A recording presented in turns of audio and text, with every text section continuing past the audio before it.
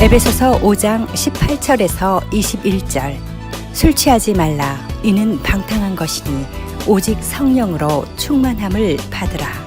시와 찬송과 신령한 노래들로 서로 화답하며 너희의 마음으로 주께 노래하며 찬송하며 범사에 우리 주 예수 그리스도의 이름으로 항상 아버지 하나님께 감사하며 그리스도를 경외함으로 피차 복종하라.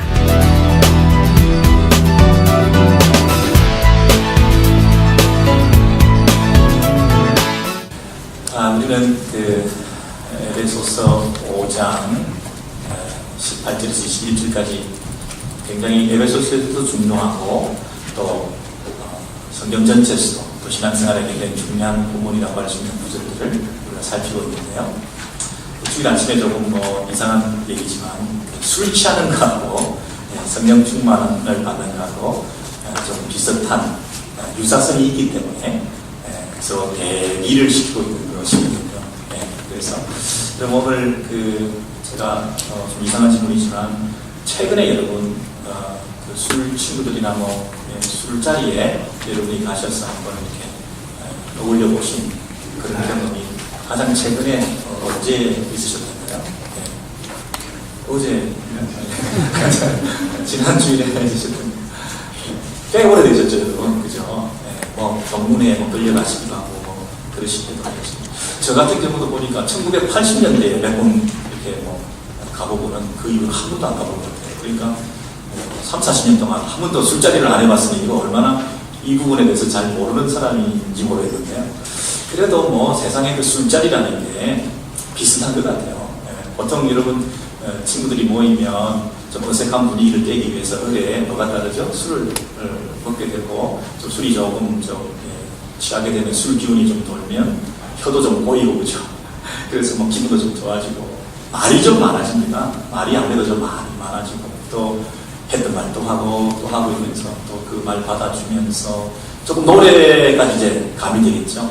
노래를 좀 많이 부르게 되고 합창도 부르고 박수도 치고 하다가 이제 돌아가면서 노래도 막 시키고 막 노래하고 나중에 이제 마이크 서로 잡으려고 그러고 예약해놓고 막 노래를 독점하려고 그러고 노래가 막 엄청나게 많이 일어나다가 이제 춤춰야죠. 막 춤도 추고 음주 가무로 이제 빠지게 되어서 실컷 그렇게 놀고 나면 끝날 때쯤 되면 서로 야 우리 친구야 그동안 참 우리가 힘들었는데 이렇게 한번 만나서 노래하고 술 먹고 이렇게 지내고 보니까 너무 즐겁다. 우리 또 만나자. 언제 또 만날까? 이제 정례화시키자. 우리 매월 둘째 주 금요일에 맨날 만나는 걸로 하자든지 이렇게 해서 우리 술 모임 함께 서먹서먹했던 관계들도 같이 있다 보면 노래도 하고 바닥도 드러내고 이러면서 야 이게 사는 거지 인생 될 거냐 이렇게 한 번밖에 없는 인생 이렇게 자주 좀 즐기자. 이루고 우리 술 모임을 이렇게 마무리를 하게 되거든요. 근데 오늘 저자의 사도 바울의 마음속에 그 당시 에베소의 그 향락 문화, 또 술 문화 이런 것들이 있었던 것이 분명하기 때문에 그런 어떤 술 모임, 술 친구들과의 그 모임과 우리 성령 충만한 자들의 그 무리의 모습을 은근히 대조시키고 있는 게 분명한 것 같아요. 그래서 이 에베소 5장 18절 19절을 다시 한번 보시면요. 술 취하지 말라니는 방탕한 것이니 오직 성령으로 충만함을 받으라. 이 술 취하는 거하고 성령 충만을 받는다고 대조를 시키고 난 다음에 그 다음에 성령 충만을 받은 사람들의 모임의 특징이 뭐냐면 당장 노래 얘기를 하는 거예요. 그래서 시와 찬송과 신령한 노래들로 서로 화답하며 그죠? 우리 술 먹다 보면 자작시도 낭송도 하고 애송시도 낭송하고 그죠? 노래도 부르고 정말 그러잖아요. 그런 것처럼 내 안에 있는 이런 어떤 그 노래들이 우리 성령 충만한 사람들 속에 당연히 생길 수밖에 없겠죠. 그리고 너희 마음으로 주께 노래하며 찬송하며 이렇게 얘기했어요. 이 두 가지를 여러분 기억하시면 돼요. 첫 번째는 수평적으로 서로 화답하고, 그리고 수직적으로 죽게 노래하고. 이것이 술 취한 세상 친구들의 모임과는 다른 특징이 있는데 두 가지라는 거예요. 세상 친구들은 모이면 어떻습니까? 자기 얘기하기 바쁘잖아요. 그리고 누가 얘기하면 말 가로채고 받아가지고 그게 아니고 내 얘기 좀 들어봐.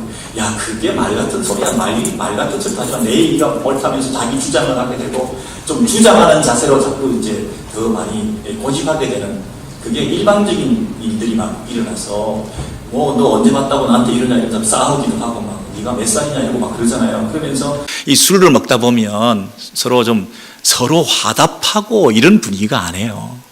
일방적이 되기가 쉽고 자기 주장이 되기가 쉬워요.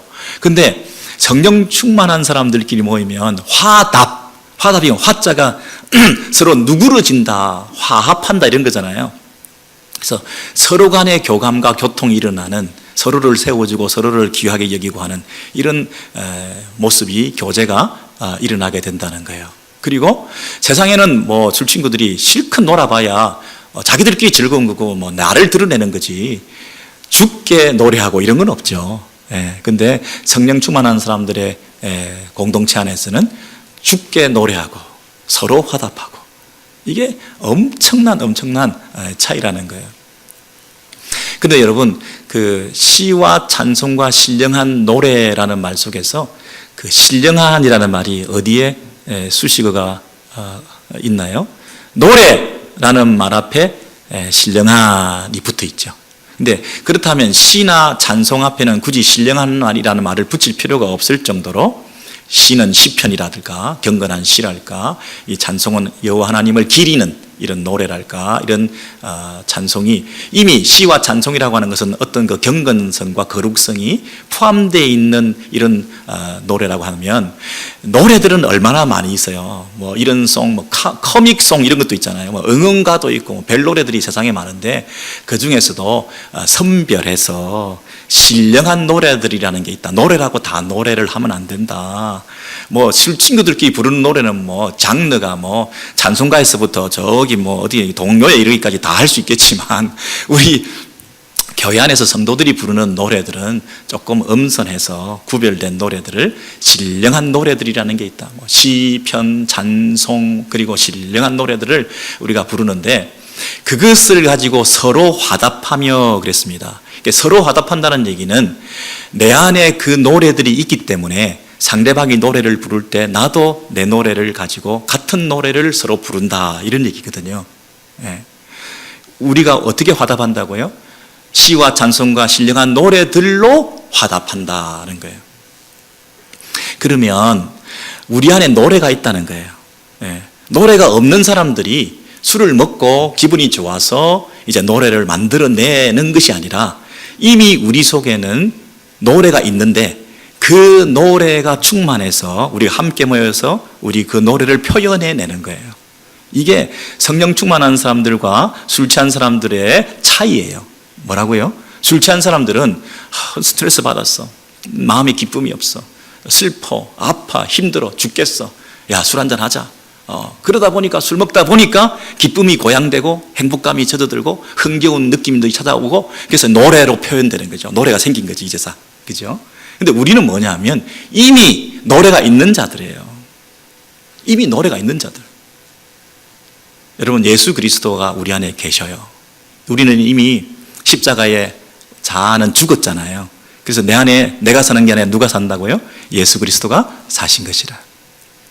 여러분, 예수 그리스도가 내 안에 사시고 그리스도의 영이, 성령께서 내 안에 거하시기 때문에 우리 문 밖에 예수님을 세워두지 않았어요. 예수께서 우리 안에 들어오셔서 먹고 마시는 성도의 삶을 우리가 살고 있어요.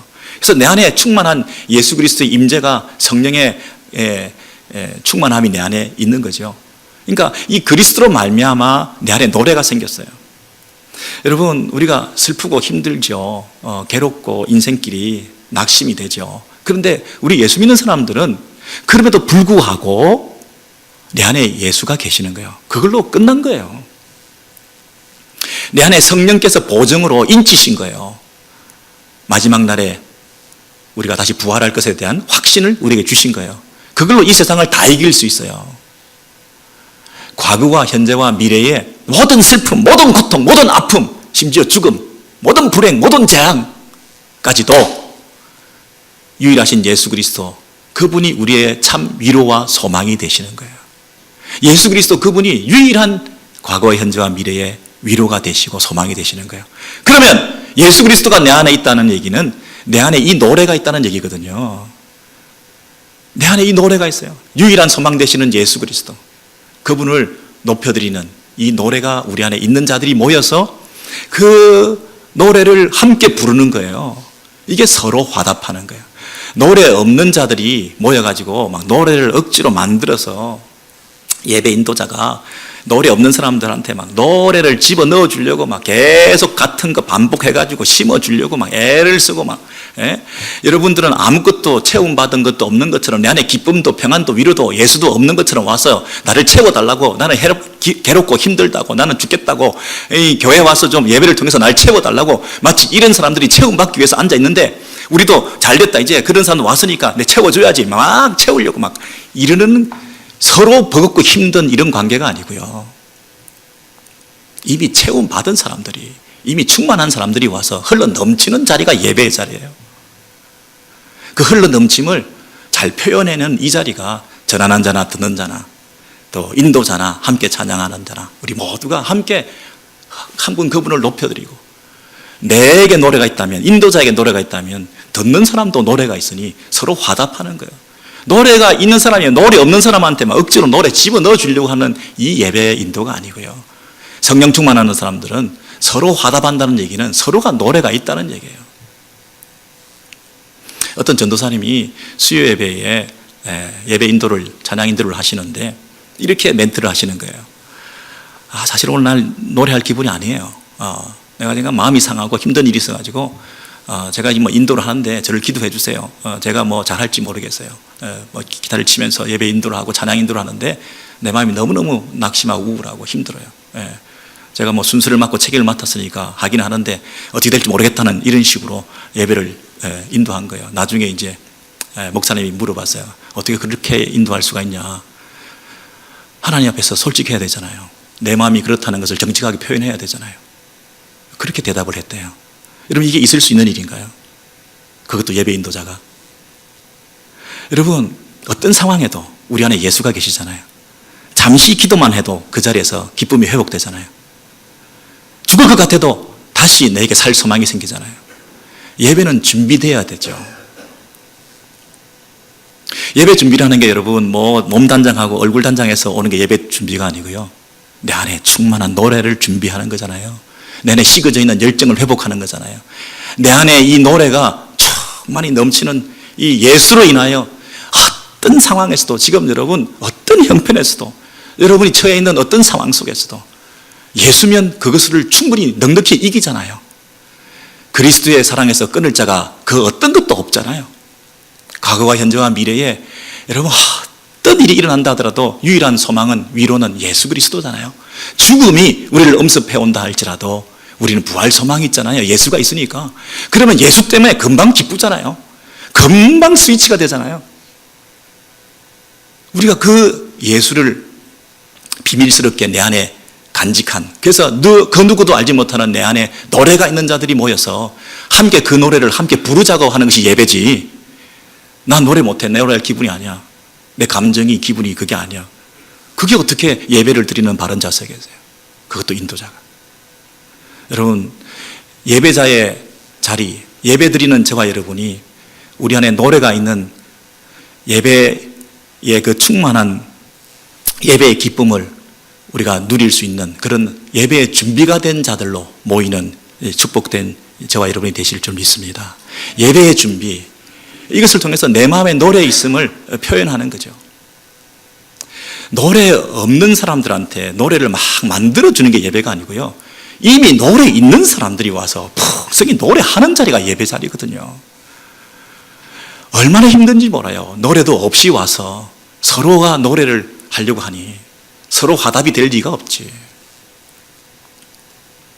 성가대에서 찬양을 앞에서 예배를 하게 되면 그때부터 여러분 어떤 분들은 대부분은 이제 그 성가대가 찬양을 하면 가사도 뜨고 그 가사를 음미하고 함께 눈을 감고 찬양을 드리고 같이 아멘하고 이러시는 게 대부분이신데, 가끔 어떤 분들 보면 성가대 예배 찬양 시작하면 그때부터 자기 자유 시간이죠. 예. 그때부터 뭐 밀린 일들 하고 노트 정리하고 뭐 화장 고치고 뭐 헌금 준비하고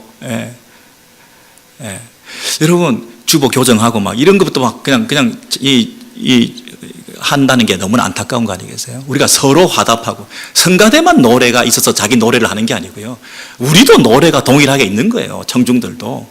그래서 성가대가 노래할 때 같이 노래하는 거예요. 내 노래를, 우리 노래를 함께 하고, 그리고 대표로 하기 때문에 우리 속으로 가사에 마음을 실어서 내 마음을 드리고, 그리고 예배가 찬양이 끝났으면 성가대가 같이 아멘 해야죠. 그게 서로 화답하는 거죠.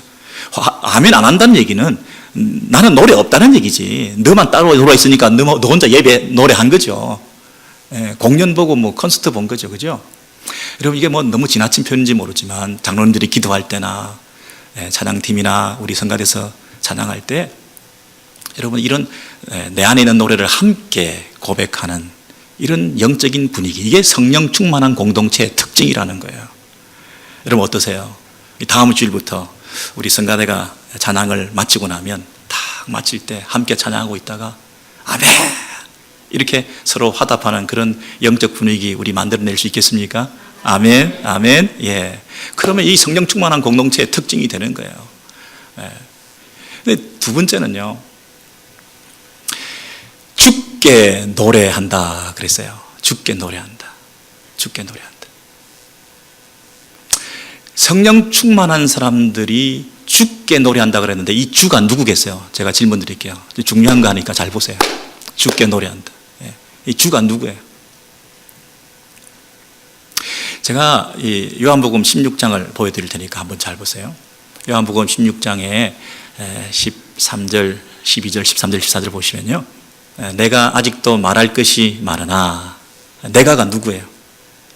예수 그리스도세요. 예수 그리스도가 지상에 계실 때에 말씀하실 게 많지만은 지금은 너희가 그것을 이해하지 못할 거니까 내가 다 말할 수가 없다. 그러나 성령께서, 진리의 성령께서 오시면 그가가 누구죠? 성령께서 너희를 모든 진리 가운데로 인도하시리니 그랬어요.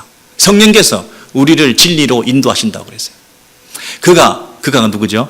성령께서 자의로 말하지 않고, 자의라는 게 뭐예요? 자기 스스로 성령께서 자기 얘기를, 또 자기가 하고 싶은 얘기를 자기 마음대로 이렇게 하시지 않고 오직 들은 것을 말하며, 들은 것은 누구한테?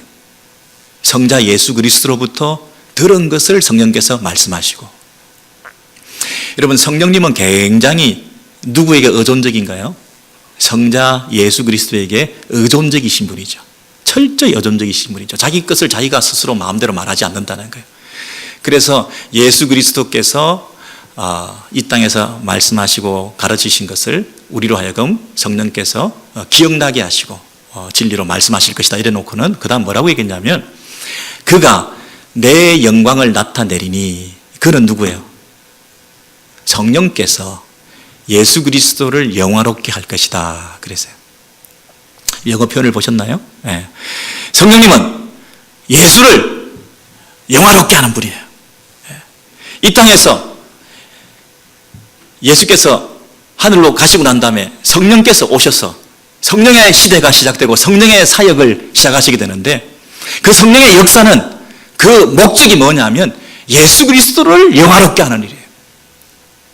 예수 그리스도께 철저히 의존적이 되어가지고 그 예수 그리스도를 드러내고 예수 그리스도를 영광 돌리면서 예수 그리스도께 받은 것을 가지고 그대로 예수 그리스도를 나타내는 이 일을 하는 것이 누구라고요?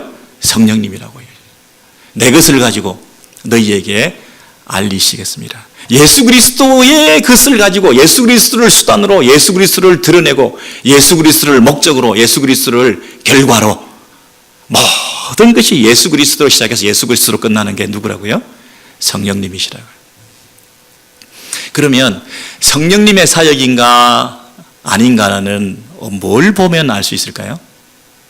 예수 그리스도가 드러나는가? 예수 그리스도를 영화롭게 하는가? 그걸 보면 저것은 성령의 사역이구나 하는 것을 알 수가 있죠. 제가 만약에 이 말씀을 이렇게 전한다고 이렇게 하고 있는데 제 미니스트리나 제 말씀 사역이나 이런 것을 통해서 여러분께서 은혜를 받고 또 하나님 앞에 신실하게 믿음으로 살아가고 이렇게 해서 성령께서 우리를 쓰시고 계시구나 이런 걸 느끼잖아요. 근데 만약에 말씀을 전하는 사람이 하나님 말씀을 전한다고 그러면서 자기 영광을 자꾸 추구하고 자기 의를 드러내고 다 내가 잘한 거야, 내가 의로운 거야, 뭐 나에게 공로가 있는 거야, 나 때문에 은혜 받았지.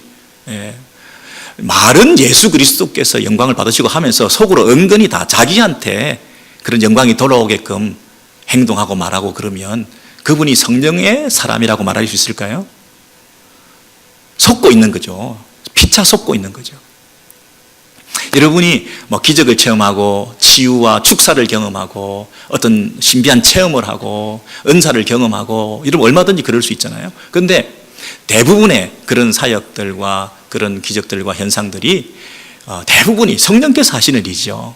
그런데 만약에 그 중에서 일부 어떤 분들이 내가 한 거야, 나한테 어떤 어텐션을 자꾸 하게 만든다든지 내게 공로가 있다든지 만약에 그렇게 한다면 그것을 성령께서 하신 일이라고 말할 수 있을까요? 어디서부터 온 사역인지 모르지만 그러나 그것이 예수 그리스도를 드러나는 그런 사역이 아니라면 어디서부터 온 사역인지 모르지만 적어도 그것은 성령에서부터 온 사역은 아니네요. 그죠? 안 그래요? 자기 영광을 추구하고 자기를 자랑하고 인간이 드러나고 만약에 그것이 성령의 사역으로 포장되어서 예수 그리스도를 드러내지 못한다고 한다면 그것은 궁극적으로 처음부터 성령의 사역이 아니거나 중간에 변질되었거나 그런 거 아니겠어요? 그러면서 우리가 잘 분별해야 되겠죠. 제가 한 가지 더 말씀드리고 싶은 것은 뭐냐면 성령께서는 그 성령에 오셔서 하신 그 모든 사역이 예수 그리스도를 드러내고 예수 그리스도를 영화롭게 하는 일이라고 한다면 성령 자신을 드러내시려고 하실 필요가 없으셨겠죠. 우리가 성령 하면서 성령을 중요하게 많이 생각하잖아요. 삼위 하나님 중에 우리 성령 하나님이 중요하시죠. 근데 만약에 성령님 그분이 자기를 중요하게 생각해 달라고 한 적이 없는데 우리가 성령이 중요하다고 막 성령 하고 있으면 그게 성령님의 본의겠어요? 성령님은 한 번도 자기를 드러내시려고 하지 않으셨어요. 성령님은 성령님의 사역을 통해서 예수 그리스도를 드러내기 원하셨지 성령이 중요하다는 얘기를 하고 싶어 하지 않으셨다는 거예요. 성령의 사역, 성령의 권능, 성령의 능력, 성령의 은사, 성령의 시대, 성령을 중요하게 생각하는 교파, 교단, 신학 이런 것들이 잘못됐다는 게 아니라 너무 지나치게 성령 하고 있다면 그게 성령님의 본의겠냐고요. 그건 아니라는 거죠. 인간이 성령의 사역을 빙자해서 자기를 드러내는 것도 잘못이지만 성령 그분 자신도 추워도 자기를 드러내실 마음은 없으셨거든요. 우리가 너무 지나친 성령에 대한 관심이 오히려 성령님의 본의와 다르다고 생각하는 것들을 생각할 때 우리가 조심해야죠. 성자께서 이 땅에 오셨을 때 그분이 내가 성자다, 내가 하나님의 아들이다, 그것을 드러내는 것이 그분의 사역의 목적이었던가요? 성자 예수 그리스도는 이 땅에서 치유를 하시고 기적을 행하시고 축사를 하시고 난 다음에 나를 알리지 마라, 나를 알리지 마라, 내 때가 아직 멀었다. 오히려 성자 그분이 이 땅에 오셔서 하신 일은 뭐냐면 자기를 감추는 사역을 하셨어요. 메시아닉 시크릿이라고 자기를 비밀스럽게 드러내지 않는 이 메시아의 사역을 하신 분이세요. 아니 세상에 그분이 십자가에 달리셔가지고 마지막 순간에 네가 하나님의 아들이면, 네가 성자면 그 자리에 거기 있을 수가 있냐, 내려와 봐라, 네가 하나님의 아들이면 기적을 행해봐라 이렇게 말씀하실 때도 그분은 끝까지 자기가 성자임을 드러내지 않으셨던 거예요. 어떤 면에서는 그분은 철저히 하나님의 아들로서 자기를 드러내지 않고 성부 하나님께 영광을 돌려드리고 철저히 성부 하나님께 순종하는 것으로 성자의 사명을 다하신 거예요. 십자가에 죽으실 때 그 십자가의 죽음을 통해서 이 세상을 구원하시는 하나님의 아버지 성부 하나님의 뜻을 따라 죽기까지 복종하셨다 그랬어요. 성자, 내가 하나님의 아들이다 드러냈으면 당장 내려왔죠. 여러분, 삼위 하나님 사이에 그 오묘한 질서와 조화, 철저한 자기 부인, 성자가 하나님 앞에 철저한 순종, 성자가 하나님께만, 성부께만 온전히 영광. 마찬가지로 성령께서 당신의 사역은 자기를 드러내고 자랑하는 사역이 아니라 성자 예수 그리스도만을 철저히 드러내는 사역, 성자 예수 그리스도 그분께만 온전히 영화롭게 영광 돌리는 사역, 이게 성령의 사역이에요. 성령 나쁘다는 게 아니라 성령의 관심이 성자에게 있는데 우리는 성령하고 있으니 이게 정말 성령의 관심과 상관없는 짓을, 우리가 원하는 것을 추구하고 있는 건 아닐까 하는 생각을 해보는 거죠. 여러분, 유대교도 성부 하나님을 예배합니다. 그렇죠? 네. 이슬람도 하나님을 경배하죠. 우리 기독교도 하나님을 경배합니다. 근데 하나님을 우리가 경배하지 않는다는 게 아니라 우리는 먼저 성령의 사역을 통해서 우리 믿는 사람들이 안에 있는 성령께서 우리를 충만케 하셔서 그 성령의 사역은 뭐냐면 성령께서 하시는 일은 다 성자를 향하여 초점을 맞추게 하시는 거예요. 성자 예수 그리스도를 주께, 그분께 찬미하고 노래하고 그분께 헌신하고, 이 성령의 사역의 모든 결말은 예수 그리스도께 향하게 만드는 거죠. 그래서 그 아들의 영을 받은 우리들이 예수 그리스도로 충만하게 되면 그때 성부 아버지가 보이는 거예요. 성부 하나님께 예배하게 되는 거죠. 우리 성령의 사역을 통해서 성자께 예배하게 되고 그 성자가 충만히 우리 안에 거하심으로 성자가 드러나게 되면 당연히 우리 성자 안에서, 예수 그리스도 안에서 성부 하나님을 예배하게 되는 거죠. 성자가 없이 어떻게 하나님을 예배한다는데 그 하나님이 참 하나님인지 어떻게 알겠냐고요. 유대교에서, 이슬람에서 하나님을 예배한다고 하는데 예수 그리스도를 통하지 않은 그 하나님이 과연 이 하나님인지 저 하나님인지 우리가 어떻게 알겠냐고요. 성령의 사역은 일단은 예수 그리스도에게 초점을 맞추고 예수 그리스도를 높여드림을 통하여 그 예수 그리스도 안에서 하나님 아버지 참 성부 하나님을 바라보는 이 삼위 하나님의 사역을 통해서 하나님을 높이는 이 일이 지금 일어나고 있는 거 아니겠어요? 이 공동체 교회, 성령 충만한 사람들이, 성령을 받은 사람들이 우리가 할 수 있는 것은 우리가 다 우리 안에 있는 이 노래를 성자 그분께, 주께, 성자께 노래하고 그 예수 그리스도를 높여드릴 때에 우리 성부 하나님께서 영광을 받으시는 이 예배가 드려지게 되는 거죠. 여러분, 에베소서 다시 돌아오셔서 다시 보시면 너희 마음으로 주께, 수평적으로 서로 화답하고, 그죠? 서로 화답한다는 얘기가 뭔가요? 나도 노래가 있다는 거예요. 너도 노래가 있다는 거예요. 우리 안에 이 노래가 있다는 거예요. 우리 함께 부르는 거지 구경하는 사람이 있는 게 아니라는 거예요. 이 서로 화답하고, 여러분 술자리에서도요 서로 자기 역할이 있는 거예요. 술을 따르는 사람도 있고 술 떨어지면 부르는 사람도 있고요. 그 분위기를 살리기 위해서요 얼마나 애를 쓰는지 몰라요. 분위기 죽을까봐 살리고 하면서 분위기를 살리고 노래하고 이러잖아요. 예? 이 술자리에서 이 분위기 죽지 않으려고 애를 쓰고 하는 것처럼 교회 공동체 안에서 이 예배를 드리는데 우리가 이 분위기 죽지 않게 하기 위해서 우리가 성령께서 우리 안에서 충만히 있음으로 말미암아 서로 화답하는 이런 아름다운 이 공동체의 모습을, 예배 모습을 우리 모두가 함께 회복해야 된다는 거예요. 그 누구도 그 술자리에서 기여하지 않고 그냥 안주만 축내고 있는 사람이 있으면 그 자리에서 쫓겨나잖아요. 예? 공동체 안에서 우리가 모여가지고 이 예배에 기여하지 않는 구경꾼과 방관자로 있는 사람이 아무도 없어요. 모두 노래가 있으니까 그 노래를 내 입술을 통해서 표현해내는 거예요.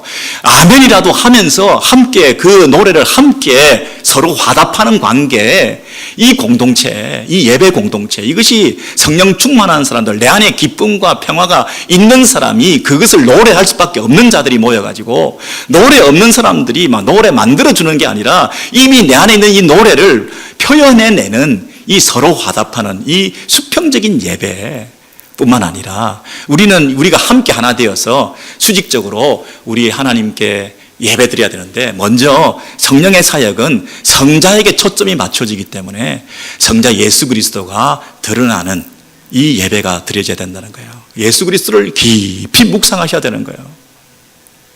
성령이 내 안에 계시면 우리의 마음은 예수 그리스도께 갈 수밖에 없어요. 자꾸만 우리는 이런 기본적인 준비 없이 내 외롭다, 나 슬프다, 나 힘들다, 그러고는 노래도 없이 와서 앉아서 그냥 예배를 견디다가 큰 감흥도 얻지 못한 채 우리가 돌아가기가 쉬워요. 성령이 정말 있으면 우리 안에 그 성령의 사역은 뭡니까? 성자를 드러내는 거예요. 예수 그리스도가 내 안에 충만히 계시기 때문에 그 예수 그리스도를 드러내는 데에, 그분을 향하여 우리의 마음을 집중하는 데에 성령께서는 부단히 애를 쓰고 계시는 거예요.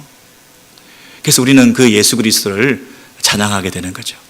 우리 마음속에 주님을 찬양해야 되겠다, 이런 열망이 생기는 거죠. 이게 성령의 역사죠. 여러분, 내 안에 성령께서 역사하느냐 안 하느냐를 어떻게 안다고요? 내가 그리스도를 높여야 되겠구나, 이 마음이 생기면 성령의 역사가 일어나는 거예요.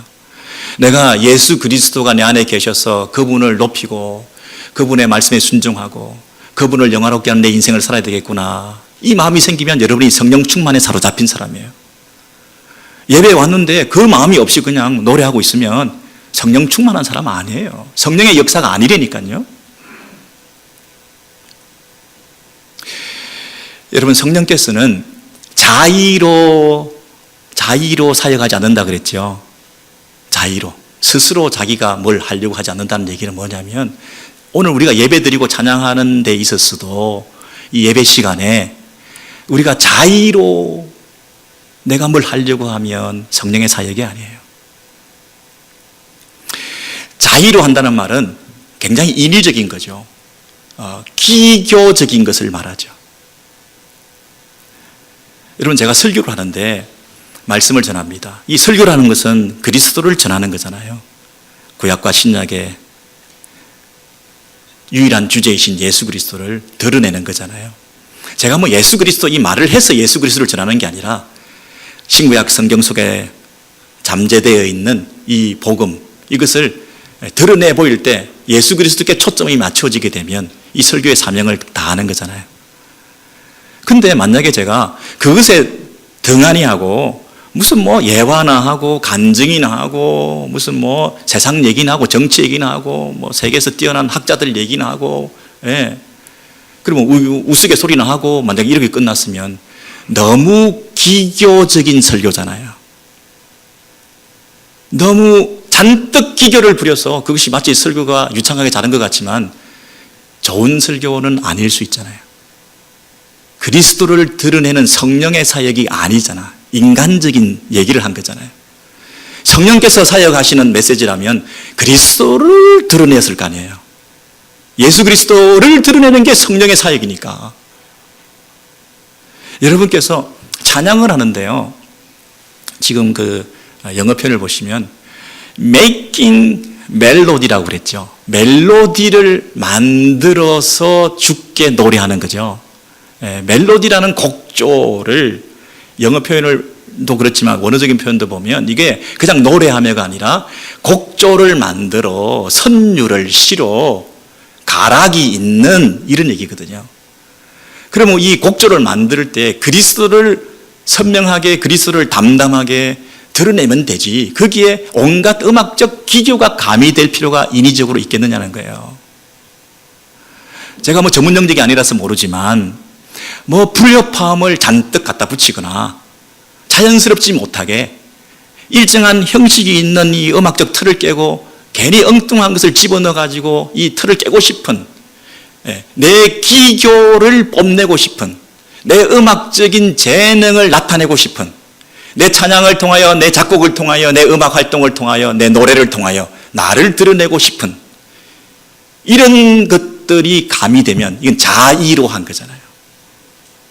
그런 부분에서 우리가 늘 생각해야 될 부분들은 성령께서도 자의로 하지 않으셨고 그리스도만을 드러내는 데에 그 깊이를 더하시고 그 단순함을 더하셨는데, 내가 복잡하게 뭔가를 기교를 부려서 내게 초점이 맞춰지게끔 어텐션을 받으려고 하는 그런 재성이 있을 때에 이거는 성령의 사역이 아닌 거죠.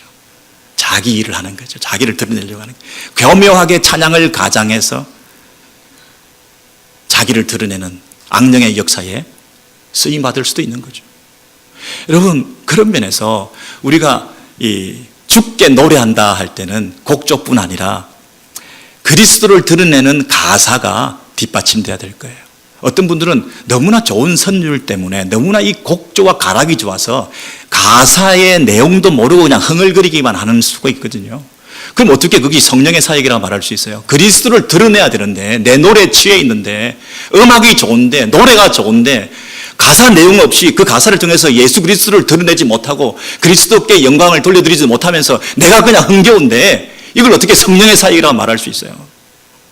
그러니 여러분, 찬송에도 가사를 잘 살펴서 우리가 노래하기 전에 미리 가사를 읽고 묵상하고 연구하고 미리 보고, 그래서 이 가사가 내 것이 되어서 이 가사를 통해서 그리스도를 드러내고 그리스도께 영광이 돌려지는 이런 찬양이 드려져야 이게 하나님께서 받으시는 찬양 아니시겠냐고요. 여러분, 이게 왜 중요해요? 뭘 이런 걸 따지고 있어요, 제가 감히. 왜 그래요? 예배가 그분이 받으실 만한 예배가 드려져야 그 예배를 드리는 자를 축복하실 거 아닙니까? 성령의 사역을 통해서 예수 그리스도를 온전히 드러내는 곡조와 가사와 가락을 통하여 그리스도가 충만히 드러나면 그 그리스도를 통하여 아버지 성부께 온전한 예배가 드려지는 이런 성령 충만한 공동체, 없는 노래 만들어내는 게 아니라 내 안에 풍성이 있는 그 평화의 노래를, 이 화목의 노래를, 이 기쁨의 노래를 우리가 표현해는 충만해서 흘러 넘치는 예배를 사모하고 미리 준비해가지고 흘러 넘치는 이 노래를 함께 서로 화답하는 이 예배를 통해서 흡족한 예배를 하나님 앞에 올려드릴 때에 이 예배를 우리 하나님 받으시고 이 성령 충만한 공동체가 드리는 예배를 하나님께서 기뻐하시며 여러분의 인생을 축복하실 거 아닙니까? 예배 한번 제대로 드리면 여러분 인생이 달라질 거 아니겠습니까? 그 예배를 안 드리고 왔다 갔다 하니까 하나님 예배 안 받으시는데 어떻게 예배자가 축복을 받겠어요? 하나님이 받으실 만한 예배를 온전히 드리는 성령 공동체 안에 우리가 있어야 이 공동체에 속해 있는 지체들이 복을 받을 거 아니겠습니까? 준비하지 않고 그냥 뭐 내 흥겨움에 취해서 노래하고 가사도 묵상하지 않고 그냥 좋은 선율에 맞춰서 그냥 우리가 부르다 보면 이게 과연 성부, 성자, 성령께서 역사하시는 예배와 찬송이 되겠냐는 것이죠.